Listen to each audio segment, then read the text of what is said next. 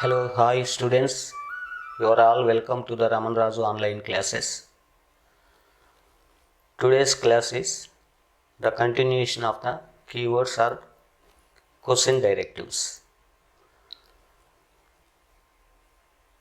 ఈరోజు క్లాస్లో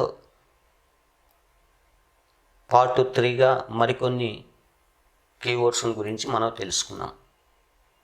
అందులో ఫస్ట్ వన్ వచ్చి ఎగ్జామైన్.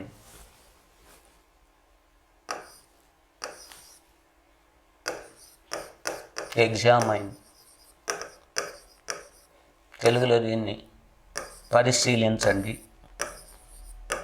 అని పిలుస్తాం. పరిశీలించండి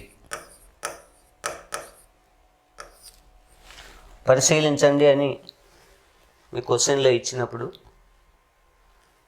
కంటెంట్ను వీలైనంత వరకు డీప్గా అనాలిసిస్ చేయవలసి ఉంటుంది. అంతేకాకుండా కంటెంట్లో ఉన్నటువంటి వివిధ డైమెన్షన్స్ను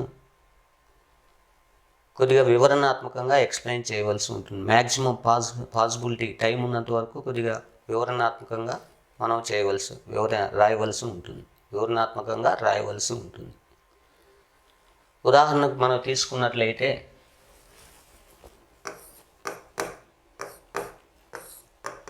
examine the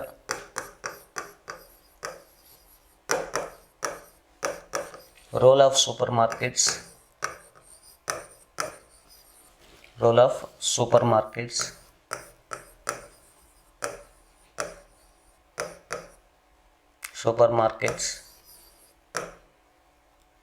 in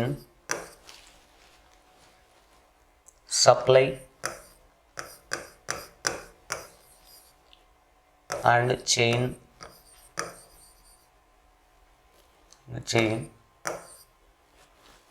management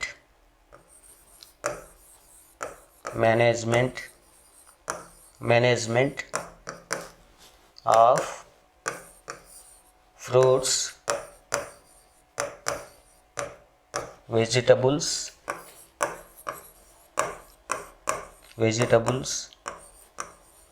and food items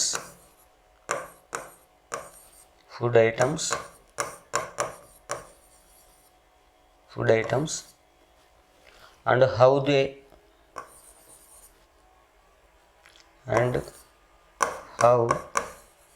do they eliminate the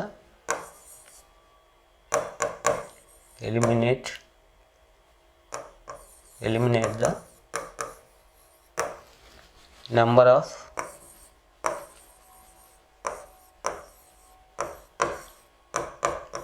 intermediaries.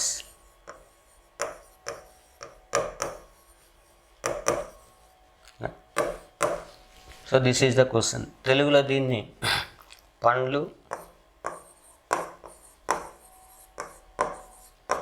కూరగాయలు,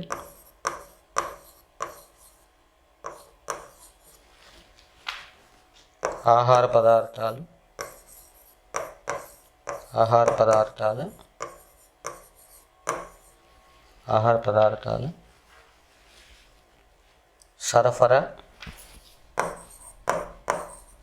సరఫరా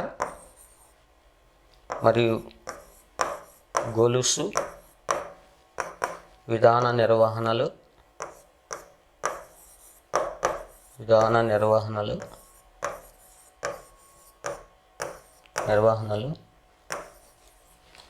సూపర్ మార్కెట్ల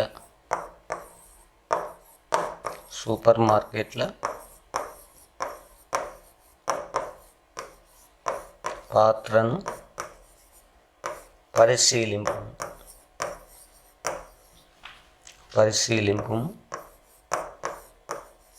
మరియు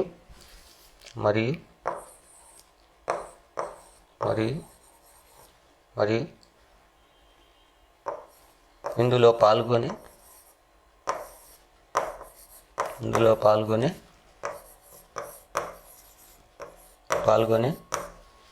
మధ్యవర్తులను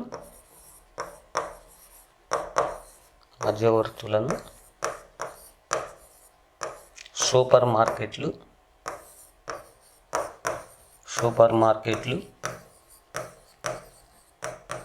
ఎలా తొలగిస్తారు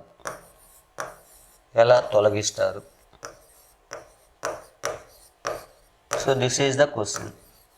సో మీకు ఇచ్చిన క్వశ్చన్లో సబ్జెక్ట్ ఏంటంటే పండ్లు కూరగాయలు ఆహార పదార్థాల సరఫరా గొలుసు విధానంలో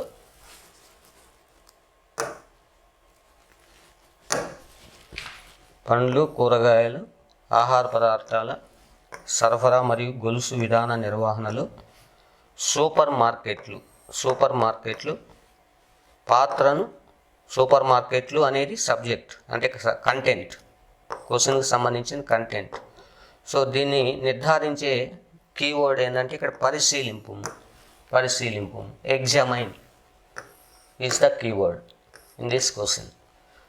the content is role of supermarkets in the supply and chain mechanism of the fruits, vegetables and various food items. అంటే ఇక్కడ పరిశీలింపు అంటే అర్థం ఏంటంటే ఇక్కడ క్వశ్చన్ కంటెంట్కి ఆన్సర్ మీరు ఏ విధంగా రాయాలి ఈ ఎగ్జామైన్ అనేది వచ్చినప్పుడు first what is the role of the supermarkets అంటే సూపర్ మార్కెట్ల పాత్రను ఫస్ట్ మీరు రాసే ఆన్సర్లో రాయాలి. సూపర్ మార్కెట్లు నిర్వహించే పాత్రను రాయాలి. ఇంట్రడక్షన్లో దీన్ని రాయవలసి ఉంటుంది సింపుల్గా. అలాగే సెకండ్ బాడీ పార్ట్లో మీరు ఏం రాయాలంటే హౌ ఎలా అంటే సూపర్ మార్కెట్లు ఏ విధంగా రైతులు పండించే పండ్లు కూరగాయలు మరియు ఇతర ఆహార పదార్థాలను ఎలా కొనుగోలు చేయడంలో ఎలా మధ్యలో రైతుల నుంచి సాంప్రదాయంగా వచ్చేటువంటి రైతుల నుంచి వ్యవసాయ ఉత్పత్తులను కొనుగోలు చేసే దళారులను, ఏజెంట్స్ను ఎలా తొలగిస్తాయి, ఏ విధానంగా ఏ మేనేజ్మెంట్ ద్వారా ఏ విధానంగా ఇవి తొలగిస్తాయి అనేది బాడీ పార్ట్లో రాయాలి. నెక్స్ట్ కన్క్లూజన్ వచ్చి తద్వారా ఫైనల్గా సూపర్ మార్కెట్లు నిర్వహించే పాత్ర ద్వారా రైతులు ఏ విధంగా ప్రయోజనాలు పొందుతారు, కన్జ్యూమర్కి ఎలా తక్కువ ధరతో ఆ ప్రోడక్ట్స్ అందజేయబడతాయి అనేది మీరు కన్క్లూజన్కు రాయవలసి ఉంటుంది, రైతు ప్రయోజనాలను రాయవలసి ఉంటుంది. సో ఇందులో సూపర్ మార్కెట్ల గురించి ఇంట్రడక్షను, అవి నిర్వహించే పాత్ర ఏంది, వాటి ఫంక్షన్స్ ఏంటి అనేది ఇంట్రడక్షన్ 2-3 లైన్స్. మెయిన్ బాడీ పార్ట్లో ఏ మెకానిజం ద్వారా ఈ దళారులను తొలగించి సూపర్ మార్కెట్లు ఈ విధిని నిర్వహిస్తాయి, దళారులను తొలగించడం ద్వారా రైతులకు ఏ విధంగా ప్రయోజనాలు చేకూరుతాయి, ఈ ఆస్పెక్ట్స్లో మీరు మీ ఆన్సర్ను రాయవలసి ఉంటుంది. ఎలా అనేది చూద్దాం. ఫస్ట్ మీరు సూపర్ మార్కెట్లు నిర్వహించే పాత్రను పరిశీలిస్తే సూపర్ మార్కెట్లు అని వేటిని పిలుస్తాము అంటే అనేక రకాలైనటువంటి పండ్లు కూరగాయలు మరియు ఇతర రకాల ఆహార పదార్థాలను నిర్వహించేటువంటి ఒక స్వయం సేవా దుకాణాలనే సూపర్ మార్కెట్లు అని పిలుస్తాం. అంటే సూపర్ మార్కెట్లు అనేవి ఒక సెల్ఫ్ మెయింటైన్ షాప్స్ అని కూడా చెప్పవచ్చు, సెల్ఫ్ సర్వీస్ షాప్స్ అని కూడా చెప్పవచ్చు. సూపర్ మార్కెట్ అనే ఒక సెల్ఫ్ సర్వీస్ షాప్స్ అని చెప్పవచ్చు. అంటే ఈ పండ్లు ఆహార పదార్థాలు మరియు కూరగాయలు లాంటి వస్తువులను అమ్మేటువంటి ఒక స్వయం సేవా దుకాణాలే సూపర్ మార్కెట్లు. ఇందులో ముఖ్యంగా ప్రపంచంలో తీసుకున్నట్లయితే చైనా తర్వాత పండ్లు కూరగాయలను ఉత్పత్తి చేయడంలో భారతదేశం 2వ స్థానంలో ఉంది. అంటే ప్రపంచంలో పండ్లు కూరగాయల ఉత్పత్తిలో భారతదేశం ఒక ప్రముఖ దేశంగా ఉందని మనం ఇక్కడ చెప్పవచ్చు. అయితే ఇక్కడ సూపర్ మార్కెట్లు నిర్వహించే పాత్ర కూడా ఇందులో ఒక పాయింట్గా రాయవలసి ఉంటుంది. అదేంటంటే జనరల్గా అనేక పారిశ్రామిక ఉత్పత్తుల కన్నా పండ్లు కూరగాయలు ఇతర రకాల ఆహార పదార్థాలను మార్కెటింగ్ చేయడం అనేది చాలా కష్టమైన పని. ఎందుకంటే పండ్లు కూరగాయలు ఇతర రకాల ఆహార పదార్థాలు పరిసరాల్లోని వాతావరణంలో ఏ చిన్న మార్పులు వచ్చినా కానీ త్వరగా పాడైపోయే మరియు చెడిపోయే స్వభావాన్ని కలిగి ఉంటాయి. అందువల్ల వీటిని మార్కెట్కు చేర్చి త్వరితగతిన సరైన సమయంలో వీటిని వినియోగదారులకు మార్కెట్ చేయడం లేదా వాళ్ళకు అందుబాటులో ఉంచడం అనేది ఇక్కడ ముఖ్యమైనటువంటి విధి. లేకపోతే రైతు పండించే పంట అంతా కూడా వృధాగా చెడిపోయి ఎలాంటి ప్రయోజనం లేకుండా పోతుంది. So this is the role of the supermarkets. ఇది ఇంట్రడక్షన్ పార్ట్లో మీరు రాయవలసి ఉంటుంది. నెక్స్ట్, ఈ పండ్లు, కూరగాయలు, ఇతర రకాల ఆహార పదార్థాలను సరఫరా చేయడంలో సూపర్ మార్కెట్స్ ఎలాంటి పాత్ర నిర్వహిస్తాయి, ఏ విధమైనటువంటి మెరుగైన నిర్వహణను చేపడతాయి, అందులో మధ్యవర్తుల పాత్రను తొలగించి రైతుకు ఏ విధంగా ప్రయోజనాలు చేకూరుస్తాయి, అలాగే వినియోగదారునికి ప్రైస్ కంట్రోలింగ్లో ఎలాంటి మెకానిజంను చేపడుతుంది అనే విషయాన్ని మీరు బాడీ పార్ట్లో రాయవలసి ఉంటుంది. ముఖ్యంగా సూపర్ మార్కెట్లలో ఉన్నటువంటి మెరుగైన నిర్వహణ విధానాల్లో ఒకటి fast movement of the goods, అంటే రవాణా అనే అంశానికి సంబంధించి తీసుకున్నట్లయితే మనం సూపర్ మార్కెట్లు మెరుగైనటువంటి రవాణా యంత్రాలను, రవాణాకు కావాల్సిన వాహనాలు సూపర్ మార్కెట్ల చేతిలో ఉంటాయి. అందుకని సూపర్ మార్కెట్లు ఏం చేస్తాయంటే నేరుగా రైతు నుంచి ఆ ప్రోడక్ట్స్ను కొనుగోలు చేసి త్వరితగతిన వేగవంతమైన రవాణా ద్వారా త్వరితగతిన మార్కెట్లోకి చేర్చడం జరుగుతుంది. ముఖ్యంగా ఈ త్వరితగతిన మార్కెట్లోకి చేర్చడంతో రెండవ అంశం ఏంటంటే ఆల్రెడీ రిఫ్రిజిరేషన్ ఇన్ఫ్రాస్ట్రక్చర్ అనేది సూపర్ మార్కెట్లు ఆధీనంలో ఉంటుంది. అంటే ఎస్టాబ్లిష్ చేసి ఉంటాయి, ఎక్కువ ఖర్చు పెట్టి మెరుగైనటువంటి శీతలీకరణ యంత్రాలను నిల్వ చేసి ఉంటుంది. సో తీసుకెళ్ళినటువంటి ఆ ఉత్పత్తులను చెడిపోకుండా ఇమీడియట్గా నిల్వ చేయడానికి తగిన చర్యలు సూపర్ మార్కెట్లు చేపడతాయి. నిల్వ చేయడం, స్టోరేజ్ ఫెసిలిటీస్. నెక్స్ట్ మూడవది వచ్చి ప్రైస్ కంట్రోల్ మెకానిజం.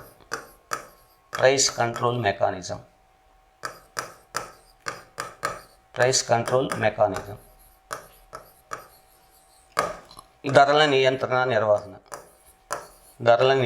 నిర్వహణ. సో జనరల్గా సాంప్రదాయ పద్ధతిలో మనం పరిశీలించినట్టయితే రైతు పండించే పంటను ముఖ్యంగా ఆ సమీపంలోని లేదా ఆ ప్రాంతాల్లోని దళారులు, ఏజెంట్లు ముందు కొనుగోలు చేస్తారు. కొనుగోలు చేసిన తర్వాత దాన్ని హోల్సేల్ వ్యాపారస్తులకు వాళ్ళు అమ్ముతారు. హోల్సేల్ వ్యాపారస్తులు దాన్ని మళ్ళీ తిరిగి రిటైల్ షాపులు, చిల్లర దుకాణాలకు అమ్మడం జరుగుతుంది. చిల్లర దుకాణాల నుంచి వినియోగదారులు కొనడం జరుగుతుంది. అంటే వినియోగదారునికి రైతుకు మధ్య ఈ దళారులు, ఏజెంట్లు అంతా కూడా సూపర్ మార్కెట్స్ ఏజెంట్లు, దళారీలు, హోల్సేల్ షాప్స్ మరియు రిటైల్ షాప్స్. సో ఈ మూడు కూడా రైతాంగాన్ని తీవ్ర ఇబ్బందుల్లోకి నెడుతున్నాయి.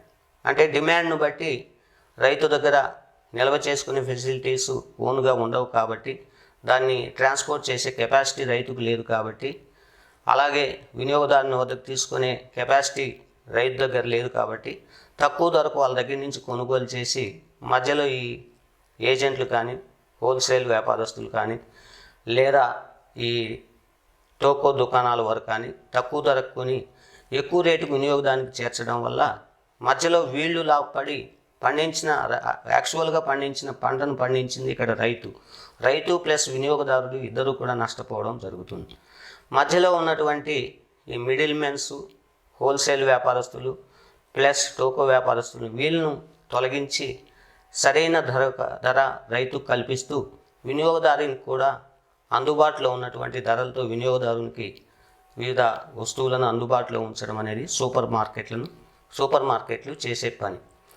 అందువల్ల ఈ సూపర్ మార్కెట్ల నుంచి రైతాంగాన్ని అప్పుల బాధల్లో పడకుండా వాళ్ళు పండించిన పంటకు సరైన గిట్టుబాటు ధర కల్పించే విధంగా సూపర్ మార్కెట్లు ఈ పాత్రను నిర్వహిస్తాయి. సో ఈ యాంగిల్లో మీ ఆన్సర్ అనేది ఈ క్వశ్చన్కి ఆన్సర్ రాయవలసి ఉంటుంది. అంటే ఎగ్జామైన్ అనే పదం వచ్చినప్పుడు so what is the content, అంటే కంటెంట్ యొక్క అర్థం ఏంది, అంటే ఇక్కడ కంటెంట్కి సంబంధించి సూపర్ మార్కెట్లు ఏ విధంగా నిర్వహిస్తాయి, ప్లస్ బాడీ పార్ట్లో వివరణ, అంటే సూపర్ మార్కెట్లు ఈ ఫుడ్ ప్రొడక్ట్స్ కానీ, వెజిటబుల్స్ కానీ రైతుల నుంచి కొనుగోలు చేసి వినియోగదారునికి అందించే వరకు మధ్యలో సూపర్ మార్కెట్లో ఉన్నటువంటి మెరుగైన అనుకూలతలు, మెరుగైనటువంటి ఇన్ఫ్రాస్ట్రక్చర్ సూపర్ మార్కెట్ల చేతిలో ఏముంటాయంటే fast movement of the goods, అంటే రవాణా అనేది మెరుగైనటువంటి రవాణా అనేది అంటే మెరుగైన రవాణాను నిర్వహించడం అనేది సూపర్ మార్కెట్లు చేపడతాయి. రెండవది, సూపర్ మార్కెట్ల ఆధీనంలో బెటర్ స్టోరేజ్ ఫెసిలిటీస్ ఉంటాయి. నెక్స్ట్, ప్రైస్ కంట్రోల్ను కూడా మార్కెట్ డిమాండ్ను బట్టి రైతుకు ప్లస్ వినియోగదారునికి లాభాలు కలిగే విధంగా ఈ ప్రైస్ కంట్రోల్ సిస్టాన్ని సూపర్ మార్కెట్లు చేపట్టగలవు. సో ఈ విధానం ద్వారా మధ్యలో సాంప్రదాయబద్ధంగా వచ్చేటువంటి రైతుకు వినియోగదారునికి తీవ్ర నష్టాన్ని కలిగించేటువంటి ఈ మిడిల్ మ్యాన్, హోల్సేల్ వ్యాపారస్తులను వీళ్ళందరినీ కూడా తొలగించడం జరుగుతుంది. సో ఈ స్ట్రక్చర్లో మీ ఆన్సర్ అనేది దీనికి రాయవలసి ఉంటుంది. సో స్టూడెంట్స్, నెక్స్ట్ కీవర్డ్ వచ్చి అనలైజ్. సో ఈ అనలైజ్ క్వశ్చన్లో వచ్చినప్పుడు ఎలాంటి ఆన్సర్ రాయాలో మనం పరిశీలిద్దాం. అనలైజ్,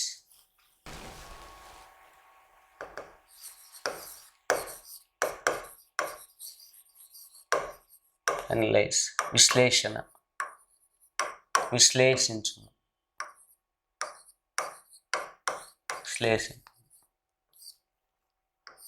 సో ఈ విశ్లేషింపుము అని వచ్చినప్పుడు మనం రాయాల్సిన ముఖ్యమైన అంశాలు, క్వశ్చన్లో ఇచ్చిన కంటెంట్కు సంబంధించి ఫస్ట్ దానికి సంబంధించిన వై అంటే రీజన్స్ను పుటప్ చేయాలి.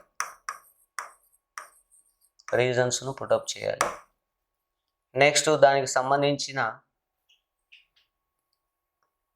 ఫ్యాక్టర్స్, అనుకూలమైన కారణాలను రాయాలి.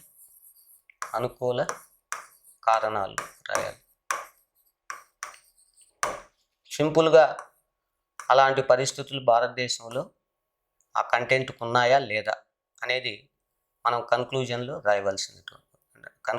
రాయవలసిన అంశం. ముగింపు. కన్క్లూజన్ అనేది మనం ఆల్వేస్ పాజిటివ్ రూపంలో రాయాలి. పాజిటివ్ డైమెన్షన్లో కన్క్లూజన్ ఉండాలి. సో ఈ 3 ఎలిమెంట్స్తో మీరు ఏదైనా క్వశ్చన్లో అనలైజ్ అనే పదం వచ్చినప్పుడు మీరు జవాబు రాయవలసి ఉంటుంది. సపోజ్ దీనికి ఒక ఎగ్జాంపుల్ మనం పరిశీలించినట్లయితే, analyse example,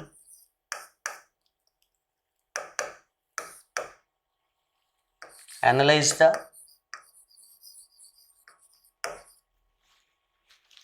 factors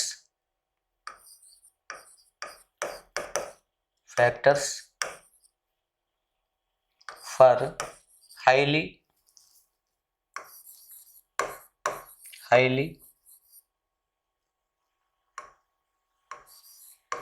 highly decentralized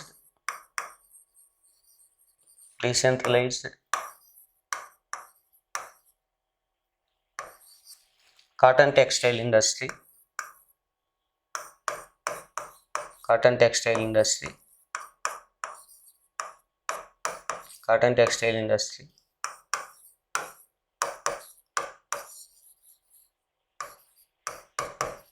in India. తెలుగులో దేశంలో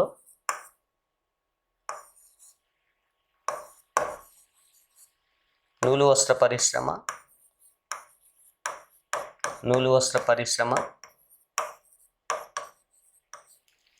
ఎక్కువ ప్రాంతాలలో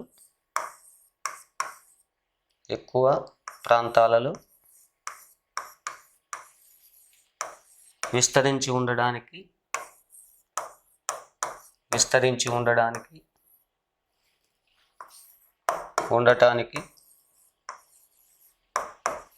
గల కారణాలను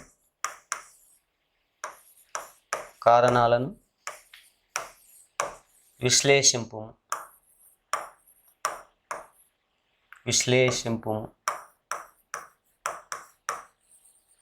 so this is the question. So ఇప్పుడు ఇచ్చిన క్వశ్చన్లో మనకు కంటెంట్ ఏమవుతుందంటే, నూలు వస్త్ర పరిశ్రమ దేశంలో ఎక్కువ ప్రాంతంలో విస్తరించి ఉంది. దాదాపు అన్ని ప్రాంతాల్లో విస్తరించి ఉండగలిగిన కారణాలను విశ్లేషింపుము. అనలైజ్ అన్నాడు. Analyse is the keyword.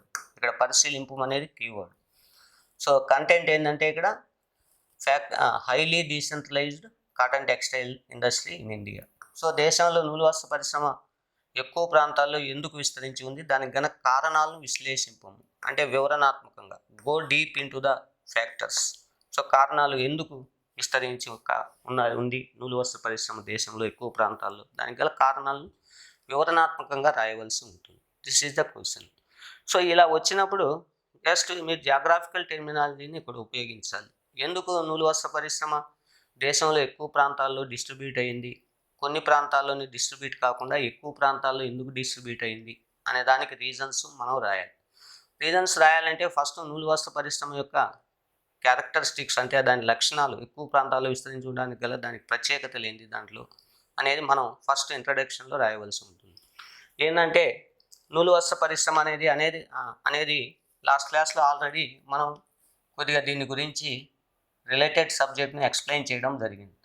ఎందుకంటే నూలు వస్త్ర పరిశ్రమ ఇక్కడ వెయిట్ గెయినింగ్ ఇండస్ట్రీ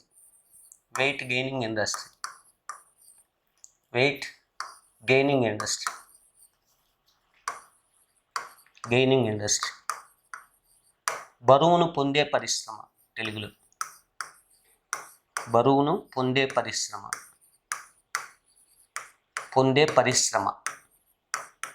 బరువును పొందే పరిశ్రమ అంటే ఏందో ఆల్రెడీ మనం చెప్పుకున్నాం. వెయిట్ గెయినింగ్ ఇండస్ట్రీస్ అంటే ఏంటంటే ఒక ప్రోడక్ట్ను, ఒక ఉత్పత్తిని పరిశ్రమలో తయారు చేయడానికి అందులో ఉపయోగించేటువంటి ముడి పదార్థం యొక్క బరువు కన్నా దాని నుంచి తయారు చేసిన పారిశ్రామిక ఉత్పత్తి బరువు ఎక్కువగా ఉంటుంది. సో ఆ విధంగా నూలు వస్త్ర పరిశ్రమ అనేది ఒక బరువును పొందే పరిశ్రమ.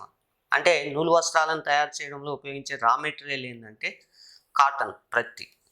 సో ఈ ప్రత్తి నుంచి దారాన్ని తీయడం జరుగుతుంది, ప్రాసెసింగ్ చేయడం జరుగుతుంది. ముందు కాటన్ టెక్స్టైల్ను తయారు చేయాలి, వస్త్రాన్ని తయారు చేయాలంటే యార్న్ అనే దాన్ని తయారు చేయాలి. యార్ను తయారు చేయడంలో, ప్రత్తి నుంచి యార్ను తయారు చేసే ప్రాసెస్లో ఆ ముడి ప్రత్తికి వివిధ రకాల డైయింగ్స్ ప్లస్ వివిధ రకాల కలర్స్ను మనం యాడ్ చేస్తాం. యాడ్ చేసినప్పుడు ముడి పత్తి కన్నా దాని నుంచి తయారు చేసే దారం బరువు పెరుగుతుంది. పెరిగినప్పుడు ఆ దారంతో తయారు చేసిన ఆ వస్త్రం, ఆ టెక్స్టైల్ యొక్క బరువు కూడా పెరుగుతుంది. సో అందుకని దీన్ని వెయిట్ గెయినింగ్ ఇండస్ట్రీ, బరువును పొందే పరిశ్రమ అని అంటాం. కాబట్టి నువ్వు ఎగ్జామ్లో రాసేటప్పుడు, జాగ్రఫీలో ఆన్సర్లు రాసేటప్పుడు ఆ జాగ్రఫికల్ టెర్మినాలజీని ఉపయోగించాలి. సో ఇక్కడ సింపుల్గా నువ్వు మొదటి పాయింట్ ఏం రాసుకోవచ్చు, నూలు వస్త్ర పరిశ్రమ అనేది ఒక బరువును పొందే పరిశ్రమ. It's a weight gaining industry, that is the first point. అంటే ఇక్కడ ఇది బరువును పొందే పరిశ్రమ కాబట్టి నూలు వస్త్ర పరిశ్రమలను ముడి ప్రత్తిని ఉత్పత్తి చేసే ప్రాంతాల్లోనే ఏర్పాటు చేయవలసిన అవసరం లేదు.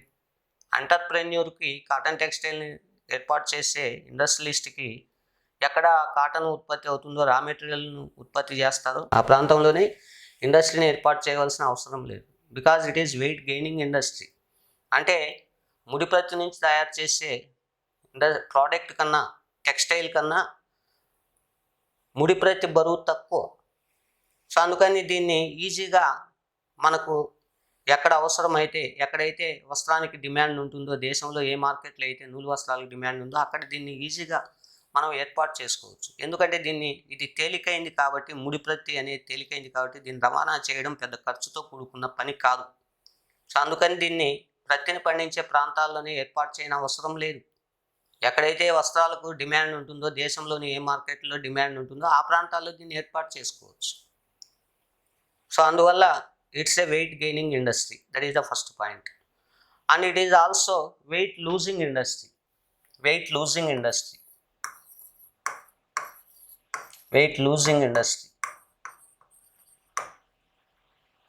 ఇండస్ట్రీ అంటే తెలుగులో స్థాన చలనం పొందే పరిశ్రమ.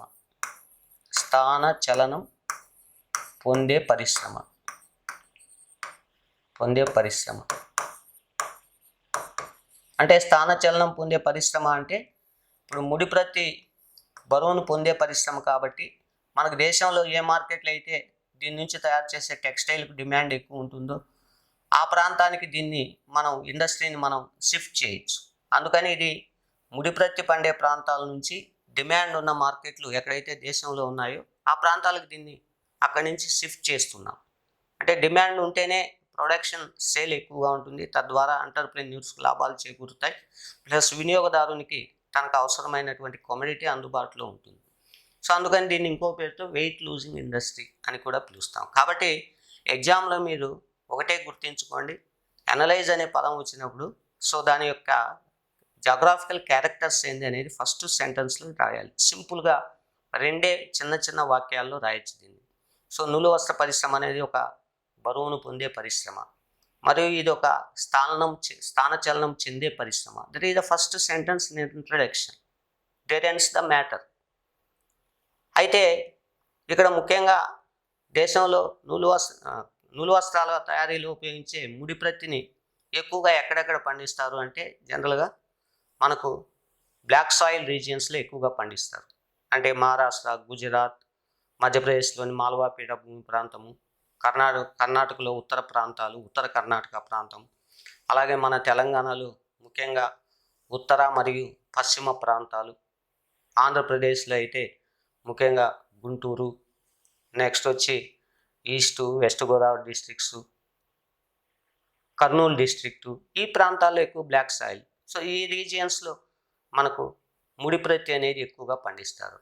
కానీ ఇక్కడ కాటన్ టెక్స్టైల్ ఇండస్ట్రీ అనేది ఒక వెయిట్ లూజింగ్ ఇండస్ట్రీ కాబట్టి దీన్ని ఈ ప్రాంతాల్లోనే టెక్స్టైల్ ఇండస్ట్రీని ఏర్పాటు చేయని అవసరం లేదు.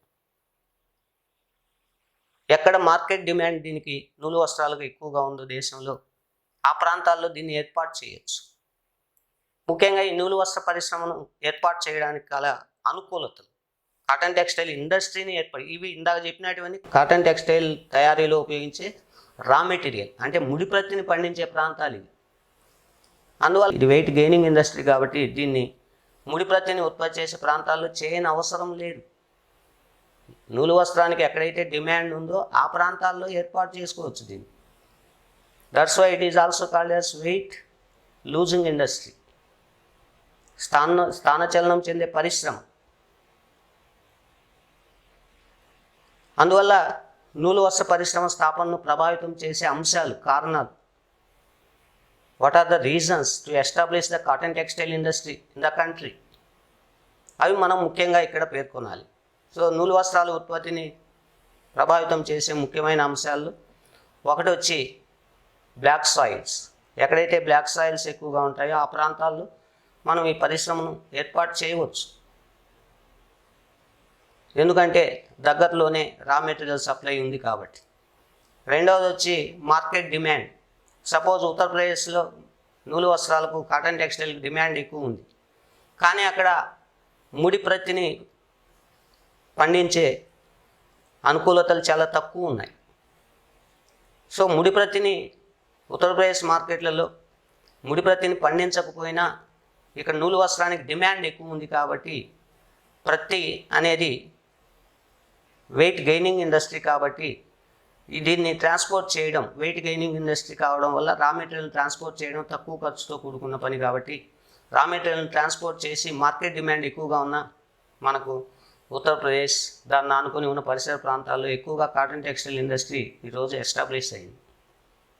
అలాగే వెస్ట్ బెంగాల్లో కాటన్ను పెద్దగా పండించకపోయినా కంపారిటివ్లీ ఇతర ప్రాంతాలతో పోలిస్తే ఇక్కడ కాటన్ టెక్స్టైల్ ఇండస్ట్రీ బాగా డెవలప్ అయింది.